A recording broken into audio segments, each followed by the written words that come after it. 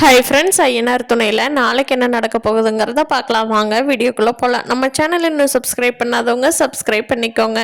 என்னதான் சோழன் கல்யாணம் பண்ணி வச்சிடலாம் அப்படின்னு சொன்னாலும் பாண்டியனுக்கு அந்த ஆப்ஷன் இருந்தால் கூட பாண்டியன் தன்னோட அண்ணன் சேரனை மனசில் வச்சுக்கிட்டு வானதி கூட தனியாக பேசுகிறப்ப சொல்கிறாரு, இங்கே பார் வானதி, நம்ம கண்டிப்பாக கல்யாணம் பண்ணிக்கலாம், ஆனால் இப்போ வேண்டாம், இன்னொரு கொஞ்ச நாள் போகட்டும், எல்லாரும் லைஃப்பில் செட்டில் ஆகிக்கலாம், நீயும் படித்து முடிச்சு ஒரு நல்ல வேலையை தேடிக்கோ, நானும் இன்னும் கொஞ்சம் முன்னேறிடுறேன் என்னோட வேலையில், 2 பேருமே நல்லா சம்பாரிச்சோம்னா மட்டும்தான் நம்ம ஃபேமிலியை சந்தோஷமாக ரன் பண்ண முடியும்.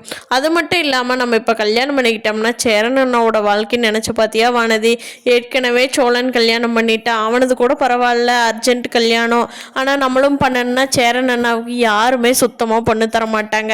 அதனால் நான் அதுக்குள்ளே இந்த டைமுக்குள்ளே சேரன் அண்ணாவுக்கும் கல்யாணம் பண்ணி வச்சுட்டு என்னோட தொழிலை தனியாக நான் கடை வைக்கிற அளவுக்கு டெவலப் பண்ணிடுறேன், நீயும் படித்து முடிச்சுட்டு வேலைக்கு போவானது, அதுக்கப்புறமா நான் கல்யாணம் பண்ணிக்கிட்டு நம்ம ரொம்ப சந்தோஷமாக வாழலாம்.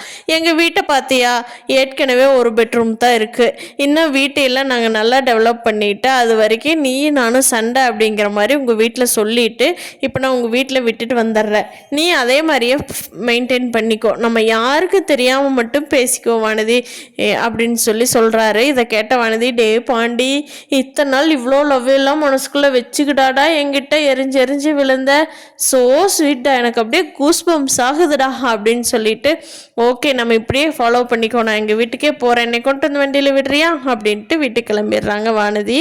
நம்ம பாண்டியன் நல்லா யோசிச்சு முடிவு எடுக்கிறாரு.